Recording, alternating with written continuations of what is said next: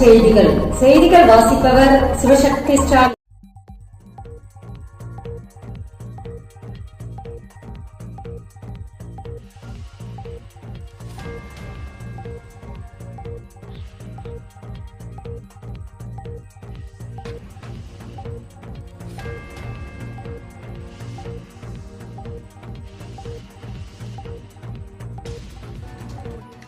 பத்து மற்றும் 12ஆம் வகுப்பு பொதுத் தேர்வுக்கு கூடுதல் வழிகாட்டு நெறிமுறைகள் வெளியீடு. 10 மற்றும் 12ஆம் வகுப்பு மாணவர்களுக்கான வழிகாட்டு நெறிமுறைகள் வெளியிடப்பட்டுள்ளன. 12ஆம் வகுப்பு மாணவர்களுக்கான பொதுத் தேர்வு தொடங்கி நடைபெற்று வரும் நிலையில் 10ஆம் வகுப்பு பொதுத் தேர்வு நாளை மறுநாள் தொடங்க உள்ளது. இதனையொட்டி பள்ளிகளுக்கு முக்கிய உத்தரவை பிறப்பித்துள்ளது.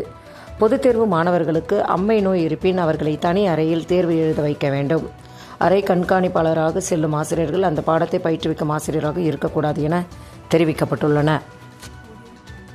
நீட் தேர்வுக்கு விண்ணப்பிக்கும் கால அவகாசம் 11ஆம் தேதி வரை நீட்டிப்பு. நீட் தேர்வுக்கு விண்ணப்பிக்கும் கால அவகாசம் வருகிற 11ஆம் தேதி வரை நீட்டிக்கப்பட்டுள்ளன.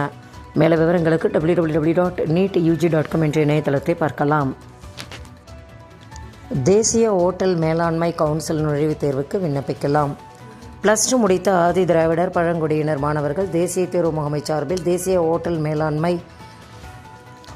கவுன்சில் இணைய நுழைவுத் தேர்வுக்கு மூலம் BSc hotel management catering technology இன்ஸ்டிடியூட்டில் 3 வருட பட்டப்படிப்பில் சேர்ந்து பயில விண்ணப்பிக்கலாம். மேல விவரங்களுக்கு www.exams.nta.nic.in என்ற இணையதளத்தை பார்க்கலாம். ட்ரஸ்ட் தேர்வு முடிவுகள் தெரிவு பட்டியல் வெளியீடு.